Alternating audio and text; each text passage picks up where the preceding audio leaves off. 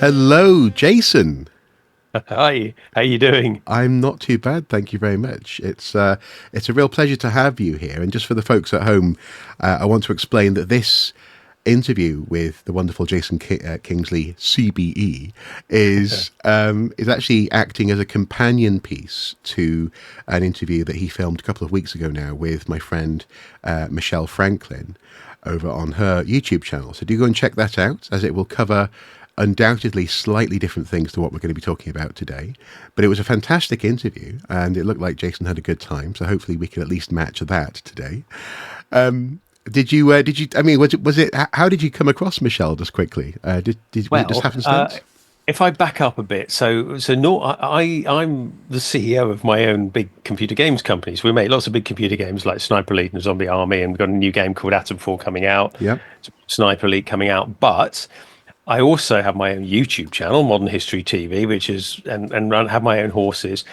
And I've decided to have a go at writing a novel. So I've finished a book called The Lord of Blackthorne, Hmm. and I'm doing a Kickstarter myself for it. So I'm in the slightly not uncomfortable but unusual position of not having a huge team of people around me. I could sort of co-opt my team to help Yeah. me out with promoting the book, but I partly wanted to do it myself because you'll probably know from reading a little bit about me, I quite like the process of travel, the actual experience itself of Hmm. doing things. So Hmm. so I put a post out on my own social media saying, I'm writing this book. I want to go on some podcasts and be interviewed by a few people. Anybody interested? And a decent group of interesting people got back and said, "Yeah, we'd love to interview you." So that's what I'm doing, really. I'm unfiltered and unsort of without agenda, other than trying to promote my book and the Kickstarter that we're doing for it. So for me, it's exploring new territory, if you like. Yeah. Well, in that sense, you've preempted my first sort of question, which was for you to introduce yourself. But in that sense, that's precisely it. Yeah, it was interesting just to see that you were uh, going down this route. And given that, for example, I actually have in the other room a an archive, a printed copy of an archived version of an old Viking comic, Right. which was published by Rebellion. It's interesting that yes, you are doing the Kickstarter as well, and we'll come back to that in a bit. Just for Mhm. folks at home that to know, we'll be linking to that below in the video description. Almost certainly, there's something on screen as well whenever we talk about it, so it will be easily discoverable.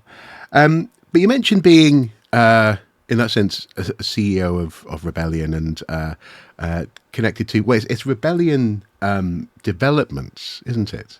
Well, no, it's just Rebellion. We've got various different companies Uh that huh. do different things in the group. So it's actually, I've got 600 full-time members of staff. Yeah. I've got a finance department, treasury department, all of that stuff that goes with having a big company. I mean, me and my brother founded it. We don't have anybody else who own it, so we're in charge. And yeah, it's quite a big enterprise now. We sell games worldwide Hmm. through And Steam, Epic, Sony, Microsoft, all of that. and I suppose before we get into specific medievalisms, I'm curious then in that sense, given that you do have this business background that's connected to computer game development. There's a TV production element, I believe, that's attached Yep. to it. Publishing, as we've mentioned. Where do you think Rebellion sits on that sort of spectrum between education and entertainment? Because Oh, crikey. because I've become a fan of the Sniper Elite series. One of your employees actually is a friend of mine on Discord. I won't name him here, but he's a great guy, and actually one of the bosses in Sniper Elite 5 is, I think, named after him cheekily.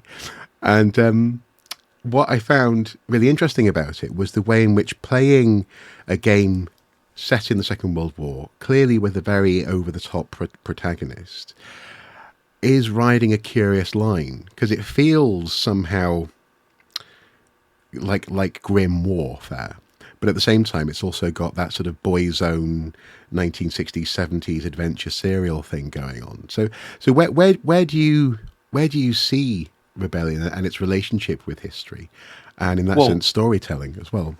yeah. Well, primarily, we've got to make good entertainment for people. Yeah. Primarily our games need to be entertainment, but within that, for something like Sniper Elite, we talk about plausible, Mm. plausibly historical. Hmm. So the technology is what you would have at the time. The locations are what you could have at the time. We take real places and sort of turn them up to 11. We take rumors, historical rumors, and Yeah. imagine that they were true. We, unlike a game like Call of Duty, for example, which is very much you're the sort of frontline soldier. Yeah. Carl Fairbairn, the protagonist and the player, is always sort of looking at the wizard war, the war behind the front line, the war of Nazi super weapons Yeah. against allied special weapons as well. Hmm. And this was a real thing. There were and are kind of sides of warfare that aren't just the sort of hot frontline trenches type of situation, Hmm. tanks and bombers. There's a whole bunch of measures and countermeasures and super weapons. And so that was really the origins of Sniper Elite were the first shots of the Cold War. So the very first idea was that first game was you go into Berlin to try to get the nuclear secrets back to the Allies Hmm. and stop the Nazis getting, stop the Russians getting the Nazi nuclear secrets. So in a way, we set it up so that the war was more or less over, although it hadn't quite finished. But it was obvious which side was going to win. But now there was a few months worth of what the hell do we do now kind of situation, and nobody's quite sure. Yeah. And I think it was generally accepted because we found out really interestingly that the British and the Americans were manufacturing German weapons at the end of the Second World War Hmm. because we fully expected to have to rearm Germany and Okay. have Germany on our side when the Russians and their faction decided to not stop at Berlin and keep Interesting. going. Yeah. And so you actually had people at the time. The Second World War was not over, but kind of was won, and everybody thought the Russians wouldn't stop. Mm. Mm. And there was a lot of tension and the beginnings of the Cold War. So really interesting area of history. Is not particularly my area of study, but of course, running a games company that makes Hmm. things set there, I'm quite familiar with it. We also work with the Royal Armouries. So Jonathan Ferguson, who's a Yep. YouTuber as well, and he's a friend of mine, but he's the curator of arms and weapons. And we're always asking him, "Have you got any secret weapons, any plausible new Hmm. weapons we could use in the next Sniper Elite?" And I think we've pretty much run out Yeah. of what actually existed. But then you start to imagine situations where what happened just after the war, and could we introduce that earlier a little bit as a sort of ultra secret Yeah. technology? So yeah, there's always got to be a balance, and also the reality of being a sniper, special forces, is that well, from all the snipers we've talked to in real life, the real ones, the modern day ones, there's an awful lot of waiting around, Yeah. pooing in plastic bags and taking it back with you, and deciding you don't have a shot, Hmm. and then going home. Yeah. Yeah. Yeah, and that doesn't really make a very good game, especially if that took place over 48 hours. No. So our game has to dramatize, like movies do, like TV does. You have to dramatize the situation to make people feel a bit like they're being a sniper, special forces sniper. Hmm. And yeah, so that's always the balance, and we always talk about that. There's Mm. always an ongoing dialogue in the teams about how far do we go? Is that going too far? What do we do next? What about the baddies? Who are the baddies? Yeah. And then of course you've got the sort of the weird fiction world that sort of comes in with zombie Dead Army, sorry, and the zombie world, this kind of thing. So Yeah. there's that all that, but I mean, I don't know, maybe a poop in the bag QTE that could work.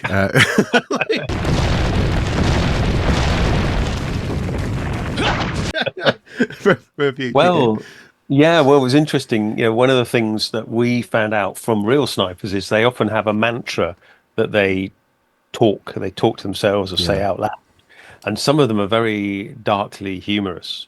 Okay.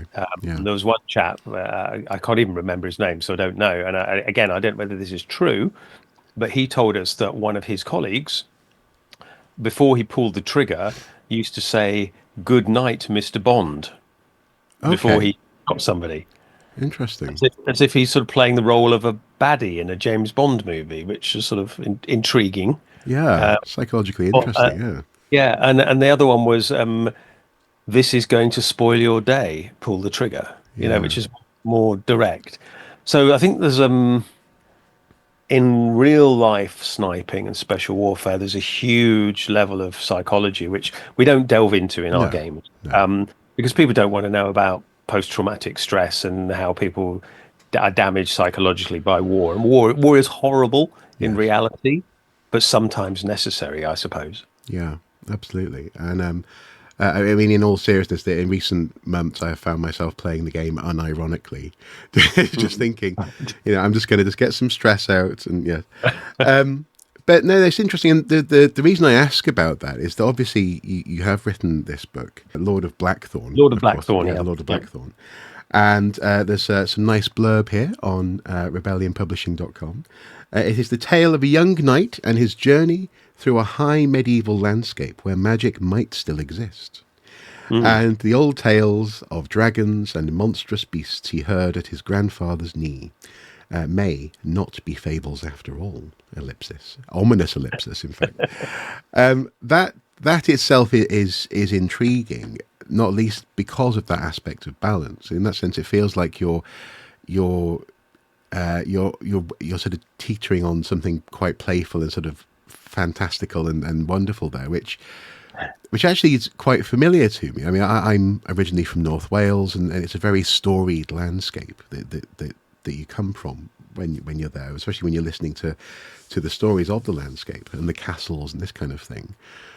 But something which I'm fascinated by you about, and also by your YouTube channel, for years now, I've been wanting to have a chat with you about modern history TV as well.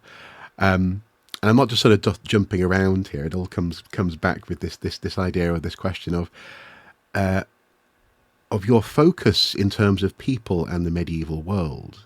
Because, for example, growing up, even as though I was surrounded by, so my favourite castle is Conwy Castle. My local castle was Rhuthlan Castle, on the coast there.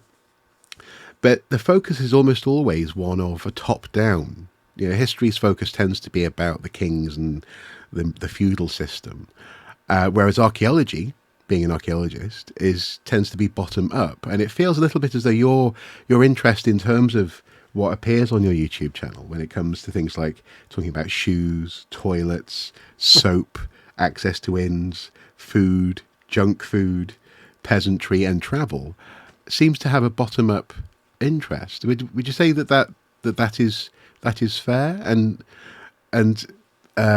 what drives that, I suppose? Because I don't know about you, but I've often found it hard to really imagine what it's like living under a feudal lord. What are your freedoms? How can you actually live in a way, that I can get in the car and drive up the road? Do I have to ask permission, perhaps, in the medieval world? That sort of Mm. thing has always intrigued me. And was that your way into these sorts of worlds? Well, yeah, I mean, I'll rewind a bit. So absolutely loved Knights in Armor and Castles since I was a boy, and of course, one's understanding of Hmm. history shifts and changes as you grow older. Oh, And of course, sorry, I should say this was a favourite book of mine growing up. Cross oh sections yeah, castle, yeah, yeah, so cross good. section of castles, yeah, Which very good. also you might find interesting. Sorry, but, it came with Castle Explorer. The Ah, software, really, really cool. But anyway, sorry, right. yeah. So castles and knights, yeah. So Castles and Knights as a kid, Yeah. and obviously, television shows that were action adventures and role-playing games, Tunnels and Trolls, Dungeons and Dragons when I was at school. I went through standard education. I did the sciences, but I always kept my eye in writing, literature, and also in the arts as well. Yeah. So I never felt the two should be separate. I felt that you should be able to do both. Hmm. Of course, the education system is you either do science or arts. Once you get past, back in my day, O levels, Yeah. which was the sort of exams you do at 16, and then for the exams you do from 16 to 18, called A levels back then. I think they might still be. I don't know. You have to specialise really, but I managed to do sciences and art, and but I kept an interest in Lord of the Rings and the Thomas Covenant Hmm. trilogy and the Earthsea books and Yeah. all of that stuff. And absolutely loved all of that. And I never saw much of a kind of clash between sciences and the arts, in my opinion. I also was lucky. I was very into my horses, and of course, if you're a boy that likes knights in armor, horses are a fairly natural thing. Hmm. The horse riding in the UK at that time, well, probably still is very female dominated. So Mm. I was probably one of a handful of boys in a very female dominated, girl dominated landscape of ponies. So there weren't many of us sort of swinging sticks around trying to hit each other, but I was one of them. And then, went to university, kept going, started a computer games company, and I was always interested in storytelling, but from a digital perspective. Hmm. And then my interest is about the personal experience. So the fact that I've got historically accurate steel armor, that I ride on a real horse, I have jousted in historic landscapes at Kenilworth Castle, Dover Castle, at the Tower of London, all of these places where jousting really happened. Hmm. And I was really jousting there, but in a modern context, made me wonder whether, in particular, there's one thing in the Tower of London, I was sweating profusely during a summer joust and thinking, I bet Henry VIII was sweating profusely when he was jousting in the summer as well. Yeah. And I'm having literally very similar view to him. Obviously, not landscape outside the Tower of London, but within the Tower of London, that's the walls were the walls he saw. And it suddenly made me think, I'm actually time traveling here. Yeah. And nobody would have ever written down, unless he was writing his own personal diary, that was a really sweaty joust, but it was a really sweaty joust. Yeah. And it suddenly made me think you can time travel by imagining what ordinary people are going through, but outside of the awareness that they're recording things for history. Mm. Mm. Because some one of the problems with history, the sort of written record, is sometimes it's quite knowingly written, i.e., people are writing it with a view to it being read by people in the future Yeah. and sort of telling the story they want to tell. In other cases, you've got letters of Roman soldiers wanting socks from their mum and things like that, which humanize it. Because the Roman legionaries stationed on Hadrian's Wall were like us. Yeah. You know, they But joined but the army to have an adventure, and they're cold. yeah, but at the same time, I suppose those are accidental survivals as well. So you either have knowingly written sources, or you have stuff that's random, and the odds of having Henry VIII saying, "Oh, proper sweaty," are minimal in that sense. Yeah. But Yes. but but so But so. Oh, so go on. the story of ordinary people. Yeah. When I was doing my study, I started my YouTube channel. I was talking about weapons and armor and things, Mm. and that was great because I had the experience. But I was also interested in how you became a knight, what happened, and what about people that didn't become a knight? And then you start to dig into the history, and you realize that in fact, as a knight, you needed to have a certain income because you had to pay more taxes. And then at a certain stage in history, lots of people didn't want to be knighted, but had to be forced to be knighted. And or didn't actually want to fight, but the king said, "But the whole point is you're supposed to fight for me." And they went, "I tell you what, if I give you some money, Yeah. can you get somebody else to fight for me? Yeah. Because this whole idea of dying for my king kind of seems a bit anachronistic now, and this is the Yeah. medieval period. So people didn't want to go and smash the crap Indeed, out I'm, of." I'm I'm replacing the loopholes in my castle with beautiful windows. This is a holiday home, mate. Don't maybe go and fight people. Yeah, Exactly. yeah. So the Mm. whole human side of it suddenly revealed another part of history, and I started to look at primary sources like the court rolls of sort of Yes. effectively the magistrates' court. So for people that don't know, the sort of the low level legal system is very similar. You have Yeah. for kind of ordinary crimes, TM. you know, you, Kind of you, like you small claims court, I guess. Exactly, Yeah, yeah, exactly. You yeah. had that, and Mm. the things that mattered to people. If somebody's pig ate somebody's turnips, or Yeah, somebody's apple tree fell down onto somebody else's land, and who owned the apples, and yeah. Or an somebody's irrigation dispute, this kind of thing. exactly, Yeah, or yeah. a cesspit. A cesspit is supposed to have been emptied, but it overflows into somebody else's garden. These are things that are, broadly speaking, kind of happening today. you Yeah. know, People have Mm. boundary disputes, and they had boundary disputes then. And it suddenly made me see these people as ordinary people like us, and that made me want to discover how they solved the same problems. That people, and I'm kind of interested in myth busting as well, because I Mm. think that modern media, the Vikings didn't really dress like biker gangs, back then. What? No, no, They they didn't. they didn't have undercuts, and maybe they didn't wear eyeliner, and Yeah, and some they didn't sing songs that were invented a couple of years ago. Yeah, exactly. Yeah, exactly. yeah.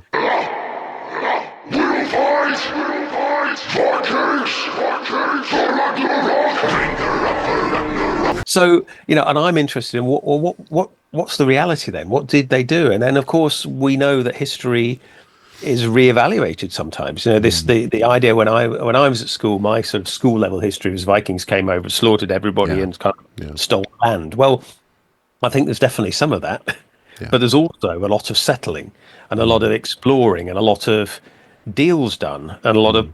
kind of integration at times. And there's, people murdering Vikings in large numbers sometimes and then being murdered in turn. And, all of it gets actually weirdly, the more you look into history of ordinary people, the more blurry it gets sometimes. Yeah, exactly. Yeah, the resolution it becomes less distinct, and so I Mhm. actually used to work at the Jorvik Viking Centre.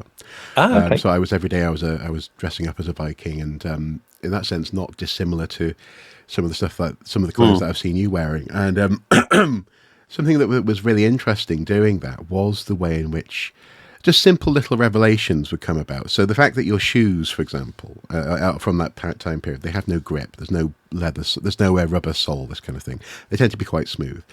Mm. And two things became clear. First of all, it's unlikely that what we're finding are countryside shoes, because the shoes we find are in urban settings. So they're smooth because the streets are being used a lot. They're very muddy, and basically you want to mud skate through town. You don't want Right. to get stuck in the mud. Yeah. Whereas, of course, people from Scandinavia in a post-Roman world had hobnail boots. It's just that they get ploughed up or get reused for other purposes in farm settings. But also as well, that whole thing of sort of mud skating really came to the fore when you try and walk in those shoes on modern streets. I say modern, so there was a funnily enough, there's a street in York called Pavement. It's the first street to have been paved, apparently, and everyone was very excited, but hence the name.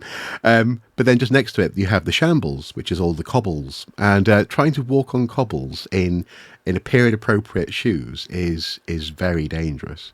Mm. But you have this strange thing where lots of the reenacting community, and this came to a head in reenactments of the Battle of Hastings, they stick to the evidence even more so than archaeologists do, in so much as, well, we haven't found any evidence of hobnail boots from this period, this kind of thing. And hence you have people running downhill in reenacted battle and slipping Mm. off the grass if it's wet. Yeah. Yeah. And it's fascinating how that intersection between a simple question, what was it like to, for example, go to the toilet in the medieval period, and a sort of a presumption of how it should have been, either based on evidence or received wisdom, can lead to very weird ideas about history. I mean, one of them, of course, would be the medieval filter that you see on films. It's always Mm. like, right, make it brown, make it make it grey. But I mean, what about? But there's something actually. What do you want to try and bring to that sort of medieval world in this story that you've written? In so much as, or not, what do you want to? What have you? Because this clearly isn't a realm that you've gone into in your games really in much yet as a period. Obviously, you've talked about the Second World War and the sort of post Second World War nuclear age Britain, the sort of an alternate history almost. But I get the impression that you would probably want to bring a bit more colour than just being brown, I suppose. Oh yeah, absolutely. I think one of the fascinating things is the readily available colors we have in the modern world, and how we mute them because we can. There's a million different kinds of white you can go and buy. Yes, yes. Eggshell, yes. In the DIY, and a million different, and multiple different sort of finishes, and there are names of colours. I don't know what they're even called, but it's a skill in itself coming up with a yet another interesting name for a very vaguely bluish white. Uh-huh. And back in the day, colour was expensive because it was made with rarer um, elements, in some cases incredibly rare, like lapis, like semi-precious stone was ground up to make a certain type of blue. Yeah. And so the idea of having colors coordinating is probably fairly modern. If you had color, you just had a lot of it. So if you're the king, I mean, there's a reconstruction in Dover Castle. If people want to go and have a look at it, it's absolutely brilliant, based on the evidence apparently. And you go in there and you go, holy moly, this is gaudy. Yeah. Yeah. Just Uh-huh. red, his chair has got it's yellow and blue and green and red in painted like a almost like a nursery school chair, Yeah. for example. Yeah. And that's because they're just showing off the colors, not the subtlety of their sophistication. It was just colored, which you wouldn't necessarily have. You might have the basic earth tones. If you're going to paint your house, you'd have lime wash, and if you had sort of red soil, you'd probably get some slightly redder soil and mix it in with the lime wash to get a pink, and there you go. That's your paint. Yeah. And I'm interested in how we overlay our own thinking on things. So I did some research into whether peasants, basically most of us would have been peasants. So like 90% of us would have been not quite subsistence farmers, but pretty much growing a lot Mhm. of our own food and maybe a bit of an excess, and depends on where you're talking about. But broadly speaking, most of us would have lived in modest settlements and grown a lot of our own food and been very outdoorsy people. We would have been outdoors a lot of the time. Mm. And towns were growing, 14th century, they start to grow a lot in urbanization, and roads start to improve a bit. And it's a fascinating period as well. But how did they see themselves? Yeah. And this concept that I think we struggle with is this, particularly in North America, they talk about freedom. Mm. And the word freedom means different things to different sets of people. So I've had discussions with North Americans going, yeah, but freedom's the important thing. I said, yeah, but you don't have a public health service in the Mm. same way we do in other places, and you have the freedom, if you like, to buy a lot more firearms Mm. when you want to than we do in a lot of other places in the world. So are you actually free, or does that word mean different things to different people? And so people said, yeah, but serfs and peasants weren't free. And it's like, yeah, but they didn't think they were slaves. I don't think they were No. just ordinary people that lived within the system. Mm. And if you actually overlay the amount of tax they paid, i.e., the amount of work they had to do, not for themselves, because, like us. I mean, tax wasn't necessary. Tax could be paid in terms of in kind or in terms of hours of work. Hmm. But if you translate it across, we are in the Western world more heavily burdened Yeah. by the amount of our work we have to give away to society, however you want to look at it, than they were back then. So do we consider ourselves oppressed? Well, sometimes, yes, we do.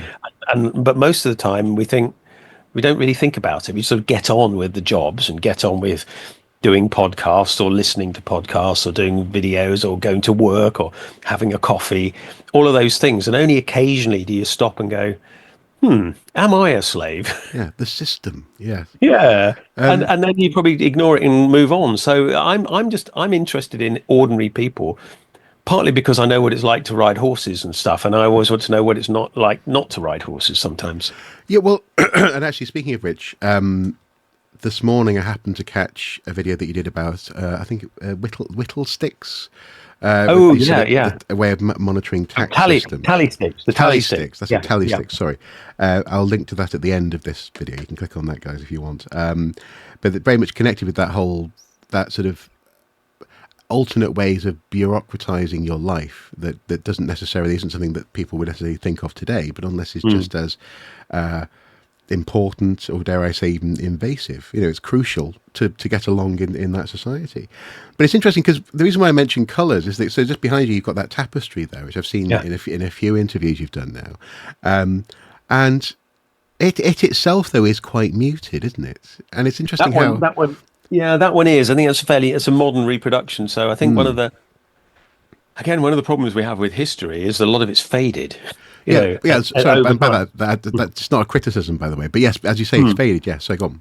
Yeah, No, yeah, so we history is always overlaid by our own perceptions. yeah. And the grime of time as well. Yeah. Yeah, and so you look at the ancient world. It's not an area I've studied very much, but ancient Rome was very likely quite brightly painted. Hmm. The Hmm. statues were unlikely, I believe, to be left as raw marble. The Yeah. marble was the undersurface, and they were painted flesh tones with eyes, Yeah. eyeballs painted on, and hair, sometimes body hair Hmm. painted on in public places. Yeah. And I think if we did time travel, we'd probably go back and go, "Oh Lord, this is really quite Gaudy. Yeah. gaudy Yeah. and over the top." And there was graffiti. There's graffiti, and you've got the usual images drawn throughout The history by universal Boardman. symbol. Yes. Exactly. Drawn everywhere, Yeah. and Marcus is a twat and things Yeah. like that written Yeah. on, and worse things written on walls. And for me, that enlightens me about human beings being more or less the same throughout history. Yeah. And sometimes I then think to myself, I wonder how we're going to be seen. Yeah. Just as a little example of this, I remember when we used to drive backwards and forwards to Oxford University along the Fosse Way, Yeah. which is an ancient Roman road. Before the M40 was built, lived in Leicester, drove down, and that was sort of zigzagging through the countryside and then cutting down the Fosse Way, which is a modern road. It's quite bumpy but very straight. Yes. And I just thought to myself, I wonder if 2,000 years ago there'd be a Roman soldier, young Roman soldier, marching somewhere. Don't know where, probably roughly where I'm going, maybe to somewhere down in East Anglia or well, anyway, wherever it might be. And I wonder if he was thinking, I wonder what's going to be here in 2,000 years. Yeah. And now I'm driving along in my lime green Mini going, I wonder if there was a Roman soldier 2,000 years ago thinking of this. Yeah. And that I think is one of the truly fascinating questions for me, is to the extent to which people in the past, especially in the classical world, had a concept that the world would definitely be changing. Because Ah, I think the reason why I say that is that, so I have looked into this in terms of evidence for sort of like imagining new inventions, and one of the earliest examples I can find is actually from the Middle Ages, where there is a monk who sort of says, wouldn't it be strange if carts could drive themselves? There's something like oh, that. wow. He doesn't. There's no mechanism speculation. He's just Yes. going, wouldn't it be weird if there were no horses? But this idea that people, for example, in the Roman world or before, imagine that there would be anything substantially different, it's very hard to pin down. And yet today we're in a very weird place where our grandparents, our great, I mean, frankly, our parents, they saw different worlds. They were involved in different tiers of infrastructure and the economy, things like social mobility, etc. That all this stuff has changed so much in a matter of say 800 years, 200 years, that we know the future will be different, quite Mm, possibly in a way which.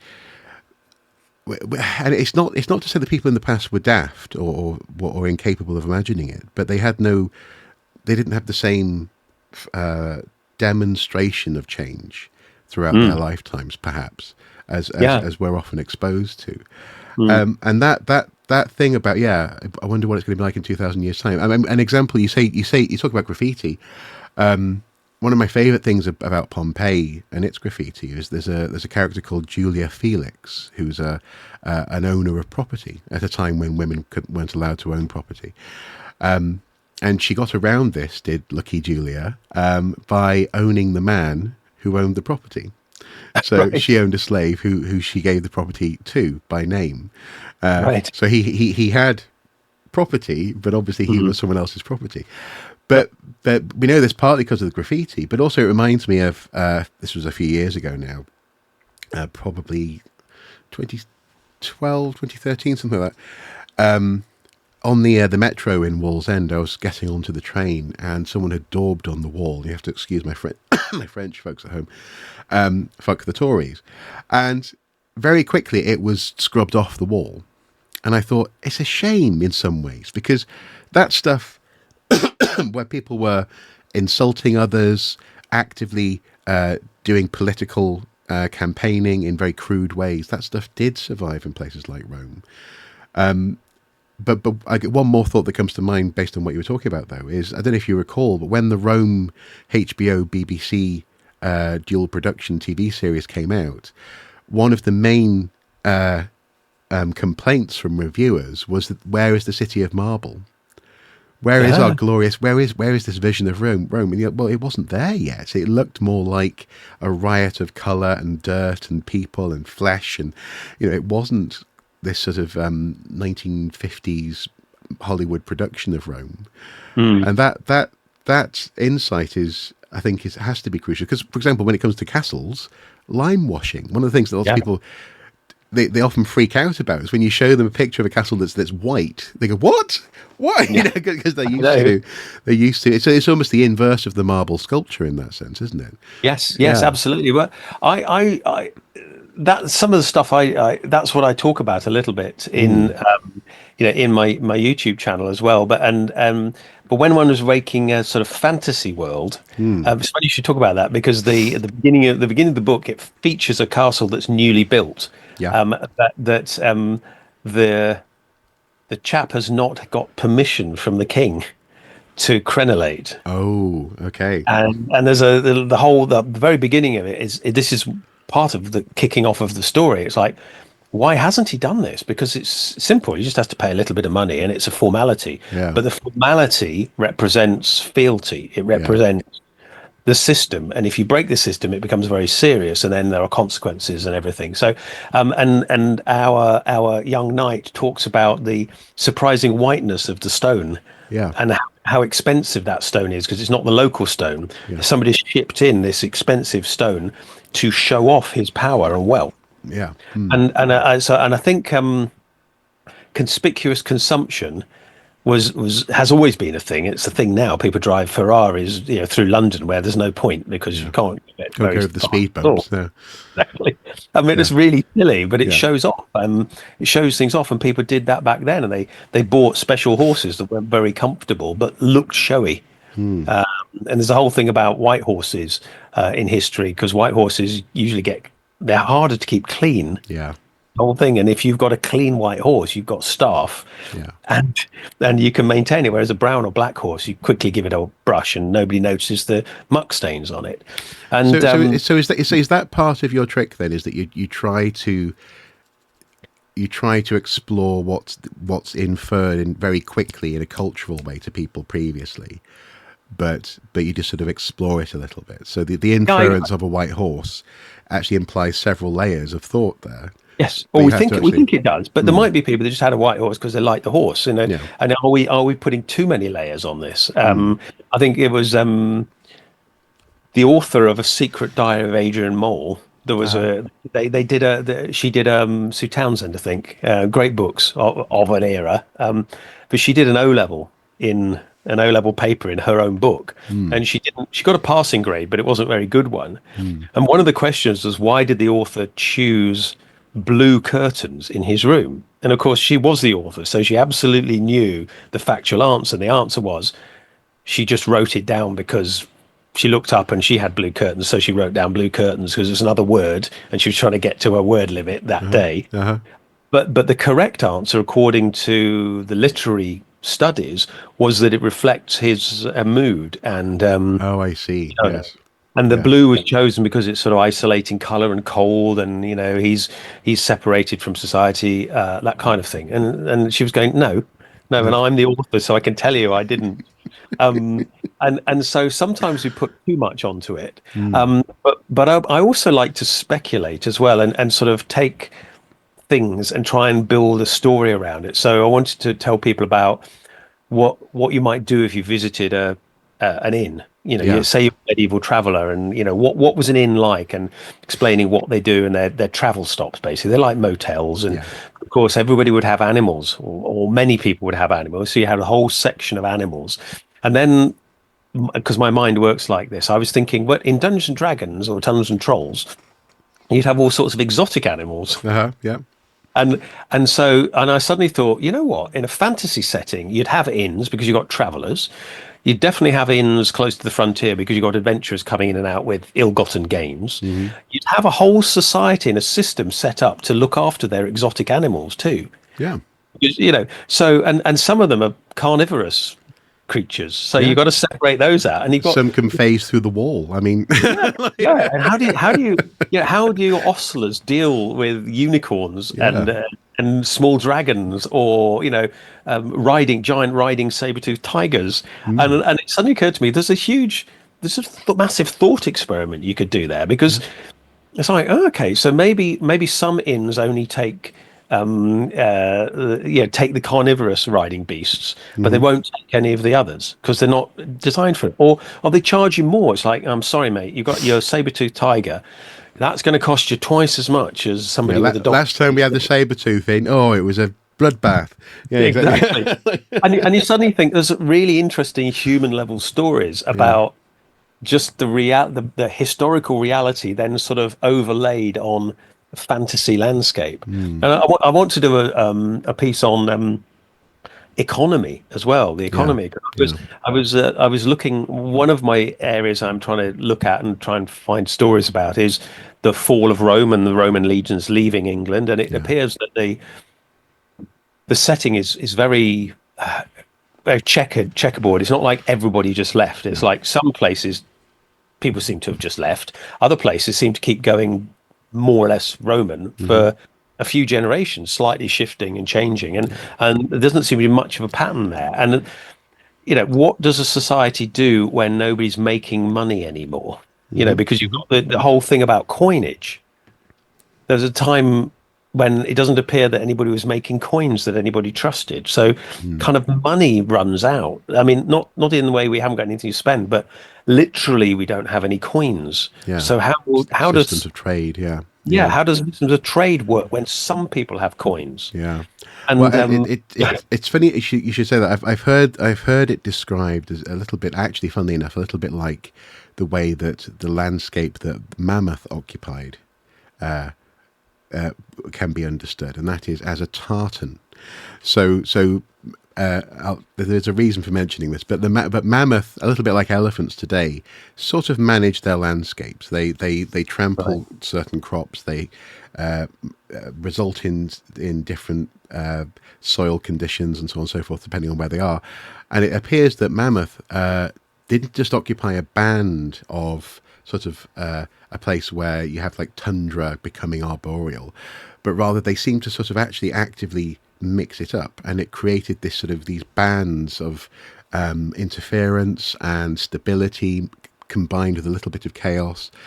Mhm. And that's kind of, I think, what analogous to the sort of world that people were living in the post Roman Britannia, because you had this broader sense of a world. Because one thing that a lot of people, of course, I'm sure you don't, would say about this is they start talking immediately about the Dark Ages, and these people weren't suddenly unaware of their place in the world, but they, as you say, had differing access to resources. They suddenly had greatly differing political allegiances. Sometimes you might have a local, warlord. Essentially, you might have ongoing salt trade, perhaps across the English Channel to France.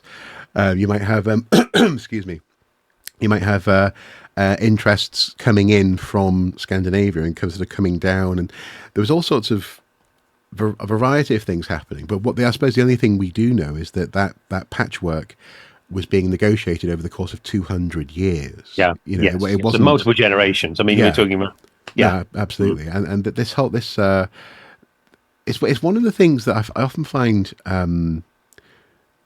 fascinating, actually, is, and you mentioned time travel, because actually a place like there's a poem called, I think it's called The Ruin, written by a Saxon poet in I think it's thought to be Chichester, and it's collapsing, and he's describing how the red tiled roofs are bowing, how plaster, covered in frescoes, is molded, and how these rocks hewn by giants. Obviously, it's a rhetorical device to describe an imperial power, an imperial force.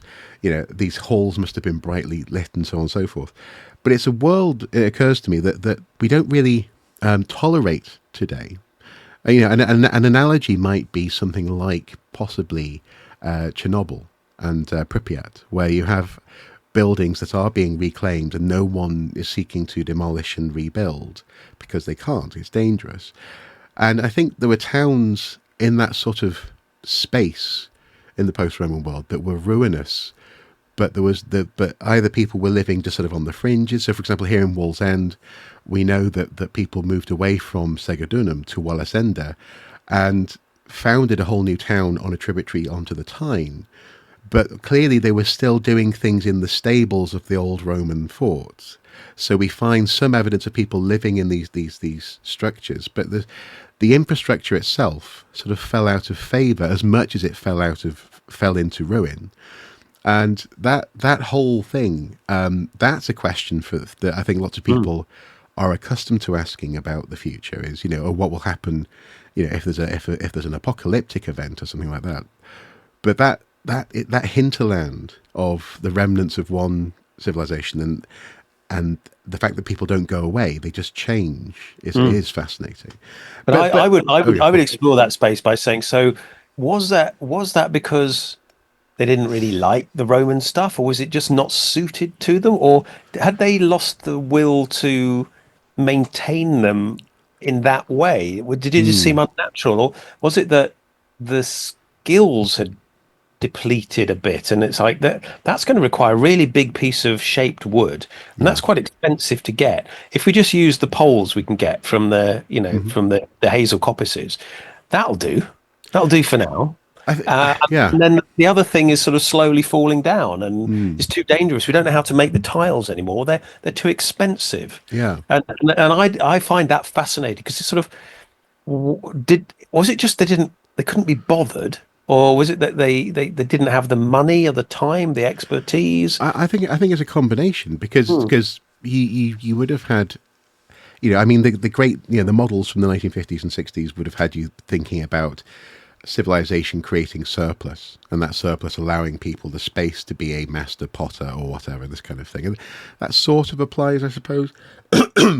But actually, again, in a town like where I live in Wallsend, people didn't just go, I don't know how to mine anymore. I don't know how to build a ship anymore. It is that literally the systems surrounding those industries went away, and Hmm. suddenly being a riveter or one of my favourite jobs listed in the directories for 1900s Wallsend was and 1880s was a holder upper. You hold up the sheet while Right. your mate rivets it to the ship. Right. But those people didn't forget, they didn't lose the skills, they just had nowhere to apply them and no Hmm. larger system that it was serving. So I think there's something, again, as you were saying, it's a messy, the more you look at it, the messier it is, but also Hmm. the more real it is. But that brings me, the reason why I mentioned time travel is a question that I've got here that I've triple underlined, in fact, is people always ask me this, and I'll give you my answer afterwards.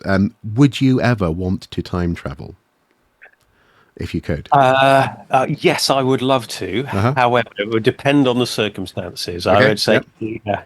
So, am I physically going to be there for a length of time? Uh Am huh. I a disembodied viewer? What's my motivation? Hmm. You know, can I record it? Yeah. So for example, I would love to see a medieval tournament, a real one. Yes. I would probably also like to take part in one for real Uh huh. in a minute because I've got those skills and I'd love to see how my skills apply. I have a suspicion they'd probably be okay, Uh huh. but somewhere sort of in the middle of, there are probably plenty of people worse than me, probably plenty of people better than me. Yeah. I would probably be appalled at the way they spoke to ordinary people. Hmm. I'd probably be really, it's like, oh, you can't say that to Ooh. someone. Yeah. And everybody's kind of okay with it. And they're in it. Yeah. All the way they handle the horses, it might be, I go, oh my God, you can't Yeah. be that nasty to a horse. Yeah. And it might find it very, very upsetting. Yeah. I would also love to go back to those potentially pivotal moments in history which have changed, arguably have changed. I mean, maybe they didn't, but maybe they did, like, Hastings, Battle of Hastings. Yeah. What what actually happened? Was it, because it's not like William the Conqueror, he was the victor and then everything was sort of settled for him. His whole Mm. life, he had uprisings and he was putting down, the harrowing of the North, and Bishop Odo. Yeah. all sorts of Yeah. stuff was going on. So he's literally, he won that and sort of rushed to London Hmm. to be crowned king, which sort of indicates he wasn't necessarily that secure in the kingship. You don't rush, if you know you've won, you Mm. take your time and sort it out. But he kind of rushed there and kind of almost at sword point, arguably, said, "You're going to crown me now." And then he spent the rest of his life sort of managing, very physically managing the system. Um, you know, we read history. What's great about Battle of Hastings is there's lots of different viewpoints, written viewpoints about it. So it's really Mm. interesting from that perspective. I would be fascinated to see how effective a horse charge is, though, on roughy tufty huscarls in a shield wall or standing at the top. Did it actually have an effect at all? Were many people actually killed, or Mm. was it more likely that they were killed once things are broken Mm. and once there's a rout and one side is running away and the other side is just cutting them down because their Yeah. blood's up? They're just being absolute bastards to the other side, trying to reduce their numbers down so they don't have to fight them next time. Mm. How does that all work? I would love to see a Roman legion marching. Yeah. And yeah, how well organized was it? And I suspect it was fairly well organized, but not always. Uh, you know, Well, and and in that sense, people often talk about these things. One of the phrases I came to dislike the most when I was a student, and this was largely because of my particular mentors. I really very much appreciate the space that they gave me to think about this. Was this idea of the Roman military machine? It's mm, not a machine; it's a mass of people. mhm. And as you said in your interview with Michelle, knights themselves had a retinue of people supporting them, and the same goes for a group of Roman soldiers. Yes, you had the armed column, but there was essentially a town moving Mm. with them, and that, as you say, that yeah, that the question is as to how organised that is, and whether or not it is, So a simple thing is technically you're not meant to get married if you're in the Legion, but Right. clearly people did. Yeah. Yes. Yeah. So yeah, it's human. It's a human reality. As far as time travel goes, my only provision would be twofold. First of all, guarantee of return, Yep. and secondly, adequate healthcare. Mm. I don't want to catch something I'm not immune to. Yes. Yeah. In our conversation so far today, I've written down actually here. We've talked about systems quite a lot. Hmm. Is that why you founded a company called Rebellion? Are you interested in challenging systems? Yes. Yes. I am a bit of an iconoclast. Hmm. I, I have a horrible habit of asking why Hmm. and is there a better way of doing it. I usually ask why, and I think that's my science training coming Yeah. in, which is, okay, this is the perceived wisdom. It might be true. Hmm. Let's assume, let's investigate it. What does the data show? Hmm. What can we do? So my brother and I are very keen on looking at data when it comes to our computer games. What sort of person what sort of person is buying this? How do we get more of those people to know our game exists? Because Hmm. discovery is a big thing at the moment. Huge markets worldwide, but people can't buy your game or buy your book unless they've heard about it. So how do you get people to hear about it? Yeah. And more our lives are guided by these faceless robotic algorithms which Hmm. change and shift. And those algorithms are very bizarre. I Probably it's a topic for another subject, along with AI as well, and how we're living through another industrial revolution. Yeah. But it's just wild. Yeah. Um, but the thing for me is always ask enough questions so that you get to the bottom of you get to the proper reason. or a reason you think, yeah, that makes sense. Okay. Or actually, that still doesn't make sense. Why do we do it that way? Because data can get lost. And one of the things as the company has grown, I always have to fight against is this idea that I've said something that's then been interpreted by Yeah. somebody. It's been simplified by the next person. It's then been written down by another person. And so, for example, I was being asked by HR recently about somebody was wanted to move and they had certain flexibility in working hours, and they said, yeah, but the rule is if you live more than 50 miles away from work, you can't do X or you have to do Y. And I went, well, who said that rule? And they said, oh, you did. I went, when? And they said, oh, 4 or 5 years ago, we asked you the question. They said, oh, and you said, oh, 50 miles. I went, I bet you I didn't. I bet you I said, I don't know, about 50 miles seems about reasonable, but, let's keep it flexible. And they said, well, we have to have a policy. I said, yeah, our policy is to be flexible within reason. We have a set of guidelines, but if somebody is 51 miles away, or 49 miles away, Yeah. come on, be a human being, interpret it Yeah. and go, yeah, fine, fine, we'll work with that. That's fine. So it's a guideline for future conversation about it. And obviously, if somebody lives 200 miles away, there's a different than somebody who lives 2 miles away. So, it was one of those funny things that it's like, hang on, you're talking about what I said, and I know what I said, and I know how I always say these things. And I say, well, okay, in that circumstance, we'll make this decision. It doesn't mean we're going to make the same decision because the circumstances of the next person might be different. And I think history is a bit like that, and writing is a bit like that. You've got to have rules. But as a famous fictional pirate once said, they're more guidelines than rules. Yeah. The code is more what you call guidelines than actual rules. Yeah, more guidelines and rules, really. How then do you because part of me has wanted just to open up a conversation about all your horses, but I didn't want to just go rambling off on that too much. But how do you then? Because obviously you've written. I say obviously, sorry for folks at home who may not know that you've wrote a book about basically being a CEO with Yes, a called leading the leading rebellion. yeah. Yeah. And it sounds as though from your horses to the people that you work with to your seemingly or even sort of academic thinking as well when it comes to when you're conceptualizing the past, you're interested in decency, decent relationships, good two-way conversation and dialogue.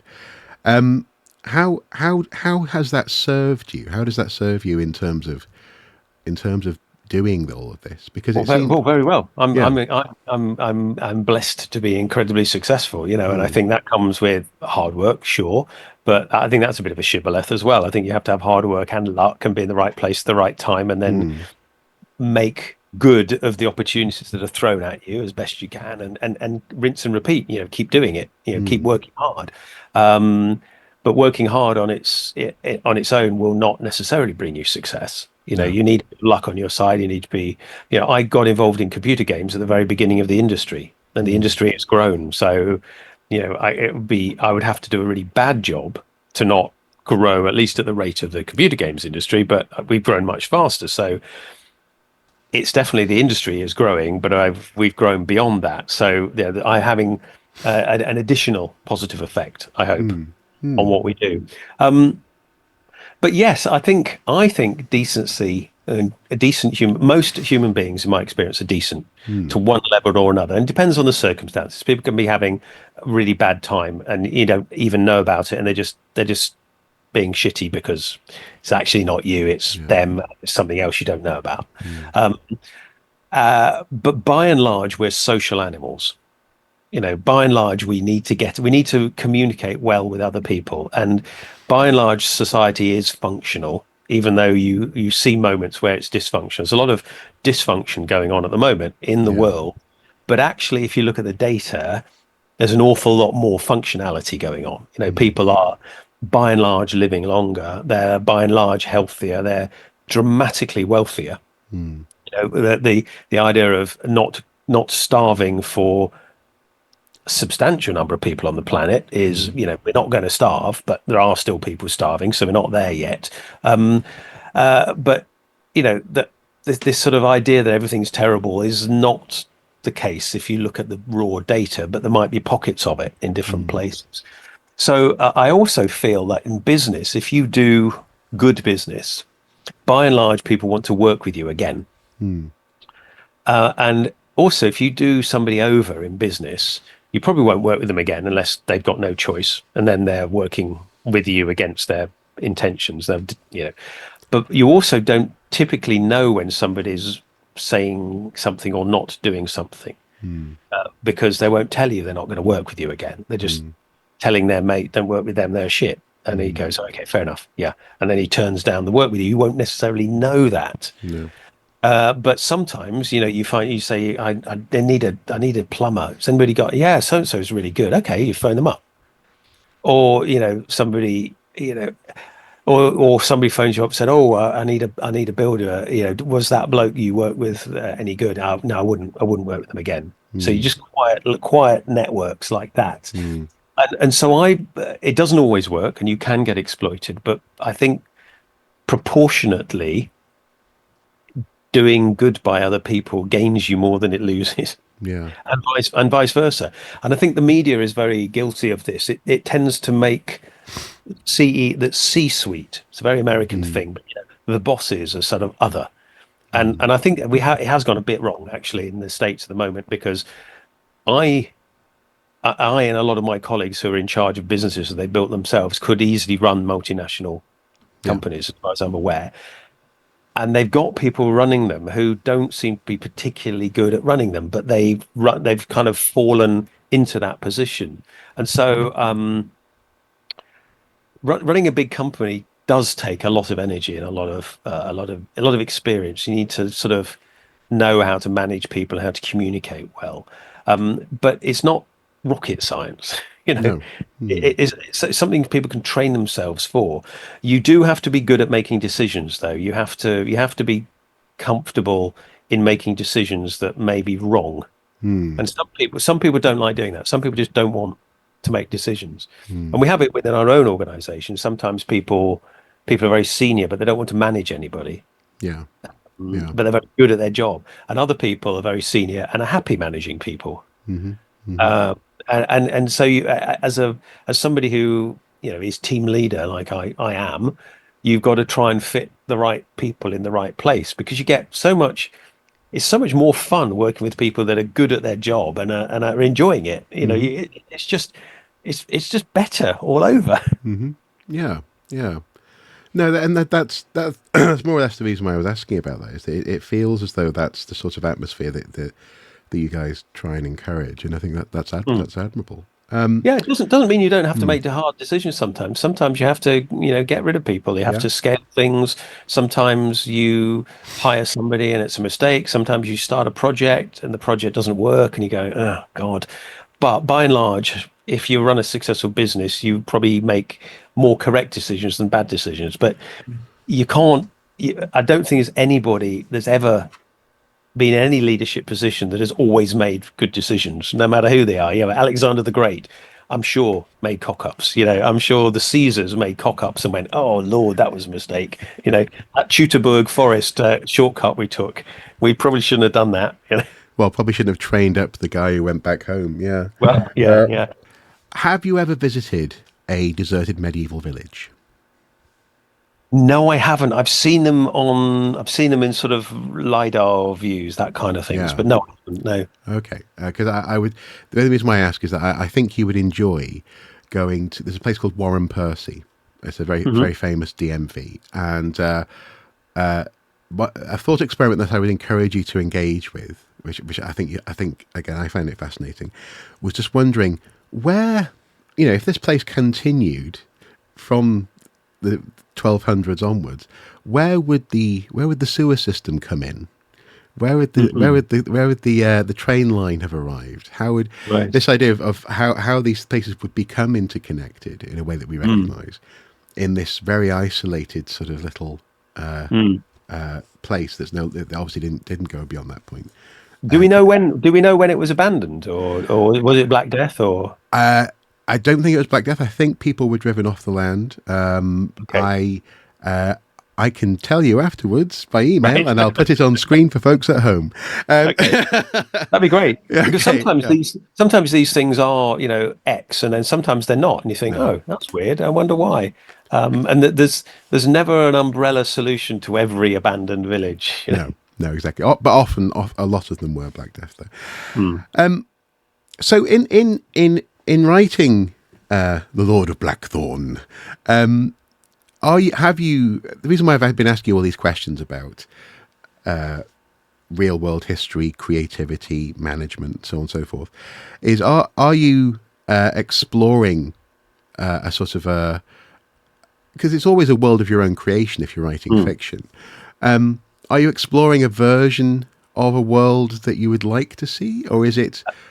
Oh, yes, I am. Yes. Yeah. One of the conceits in the land is not named, so we don't quite know where it is. It comes across. It's a form of England, and the story takes place in one of the border regions, but it's not. It's our world, but through a looking glass a little bit. And our the main character, the young knight, travels to the borderlands and has to sort of re-establish his fiefdom. But he was brought up by his grandfather before he went to be trained as a knight, and his grandfather told him tales of dragons and all sorts of fun tales, which obviously as a boy he was terribly excited about. But when he became a young man, that was all put aside. Stayed with him a bit, but it was put aside. The whole knightly thing and court and behaving properly and the nobility, and in this world. It's not the done thing to talk about the old ways. Okay. It's society, high society, doesn't talk about it, and it's impolite to do so. Even though at the king's court he has several bishops, but he also has a woman called the crone, who is very short and sort of wizened and carries a staff. Yes. Okay. And our character asks his mentor, "Why does the king keep the crone?" And our hero's mentor says, "It's always best to hedge your bets in Yeah. warfare and in politics. The king is just doing what you need to learn to do, which is always have a backup plan." And so he thinks, "Okay, fair enough." And he goes off on his adventures. And as he has his adventures, he realizes that the world isn't quite as simple as he thought. And he develops a different experience of the world and discovers that things aren't quite as sort of straightforward as he thought, that some things are real, but some things still might not be real either. And how does he fit in, and is he being manipulated, and what's going on? And battles are still knights in armor and bandits and all sorts of stuff and horses, but there are other things going on. He finds a black lance, for Oh, example. okay. He doesn't use it in this story. He No, might no. use it in the one, but he finds that in this sort of right on the borderland, and he doesn't recognize the wood, but he puts it back. Okay. And I've tried to create little story nuggets to make people go, "What's that Yes. about? No, What's nice, that nice. about?" Yeah. But also, it sounds as though that's not dissimilar to the scenario that you described when you imagine time travel, in so much as what you're describing there is a system which is codified, meeting the needs of the real world in some respects. And the fact that actually Yeah. this, sort of a knightly system, a joust, may well sound like the rules are very strict, but actually whether or not people go, "Come on, you bastard," this kind of thing, Yeah. is the real world. No, I like it. And that's fundamentally what archaeology is. It's history meeting that gritty reality. And you have to have imagination in archaeology, but Yes. you've got to control that, because I don't know about you, but my imagination often fires off in all sorts of weird directions, and I Yeah. think, that's probably going too far.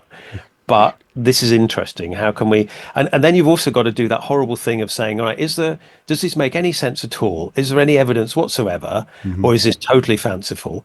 And can I find a reason to say this idea of mine is absolute nonsense?" Yeah. Yeah. And the great thing about archaeology is it's not physics. It's not counting particles in a collider and working out graphs and everything. You've got tiny tiny surviving examples. Hmm. You know, I wearing armor. You know, I look at some armor in the Royal Armourers, and somebody said, "Oh, that's definitely a jousting gauntlet." And I said, Hmm. it can't be, because the way you hold a lance, you have to move your wrist, and that gauntlet isn't flexible left and right. It's Hmm. only flexible. So that's for foot combat." And they went, "Oh, only Hmm. you would think of holding the lance Yeah. at an angle to couch it." And it's like, yeah. I hadn't realized I had that expertise, but that's purely because I know how to hold a lance when riding a horse. Yeah. Um, and little tiny bits of information. There was something. I do a bit of leather work, but not to any in Uh-huh. particular heavy level. But bone polishers of leather. Yeah. Bone is a really good substance, and you can see in the archaeological record going back, you can see these sort of bone polishing devices, and they Hmm. are basically identical to what we use today to polish leather, because it does the job. Yeah. And the fact that a tool like that could be 4,000 years old Yeah. Mm. and is still being used in the same way. I Yeah. did a piece on. I'm sorry, I'm getting all excited about this, but I did a piece on mail, chainmail armor, and why Hmm. it's useful, and I said, and of course it stayed in use until right up until the sort of 16th century.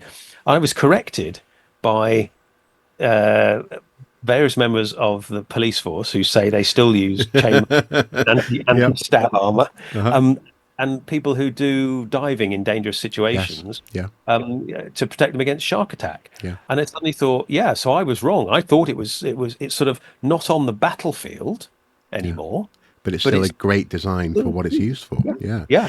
And actually, a couple of things you might find interesting on that note. Two designs that I love that have that same aspect of if it ain't broke, don't fix it. One of them is the common watering can. So Right. early versions of it, sort of the current design you find in Tudor contexts. They tend to be pottery, but they're nonetheless a pot with a spout and a handle. Yeah. And whenever people try and monkey with these designs, they often fail. So, like I saw this experimental watering can that was like a vase with a flute, and just no one buys them because it doesn't look like a watering can. The other one though is actually a late Roman cavalry helmet. It's a design that you see going through from that sort of Roman Saxon transition, because people were being brought into the Roman cavalry as high status mercenaries. They were inheriting some of these helmets, and some of these designs you see being echoed in things like the Coppergate helmet and onwards, because again the shape is just the way you do it. And if that again that the big question, the big question mark that's always at the heart of my interest in archaeology is, why does anything change? And it's a combination. It has to be a combination of things to do with: do you have a reason to change it? Does the person who suggests the change have adequate sort of social standing? Are they just seen as a weirdo and no one's going to listen to them? But by definition, we know that history's happened because things have changed, and that may sound ridiculously straightforward and obvious, but it's actually really quite quite a profound thing to realise. Mm. We only know that the history was different because it is different and things have changed. Anyway, Yeah. one final question, then I'll let you go. Okay. A Knight's Tale, yay or nay? The movie. Oh, I love it. I Yeah, absolutely love it. yeah. I love it for the pageantry and what it does. Hmm. It's grotesquely anachronistic in so many ways. Yeah. There are elements that annoy me that don't work at all. But I love the fact that it's about jousting. Mm. I mean, pretty much all of it's ahistorical, Hmm. uh, but the pageantry of a joust, Mm. the fact that ordinary people were watching, and probably watching for different reasons than nobility, because I always think ordinary people are probably watching it because they want to see the nobility beaten black and blue. Yeah, yeah, Secretly, they're not to say that, but they're kind of hoping that that bugger that's just put their taxes up gets smashed off his horse and knocked unconscious or yeah. breaks his neck or Oh, something. he's got a concussion. Oh, Yeah. Oh, yeah. what a shame. Never mind. And yet the nobility are showing off and showing their Mm. martial prowess, and their horses We know that people didn't have enough jousting horses, and I also know how to train jousting horses, so I know how difficult it can be. Some horses just won't joust. Some No. horses just won't do it. They're too sensible, Yeah. and others take to it like a fish in water. And yeah, I love it. I love the performances as well. They're great. I Yeah. love the fact that Chaucer's in it and It talks is. about Yeah. training. And fonging. Yes. Oh, fongy thee. For me, I really appreciate. And again, this is where imagination and the feeling of the past comes into it. I really appreciate the use of pop music. So obviously, "We Will Rock You," David Bowie in the dinner scene, just sort of reminds you again that people were people, and they were getting out of these interactions lots of the things that we love and need today. Yeah. Right, my voice is going. You're a busy man. I shall let you go.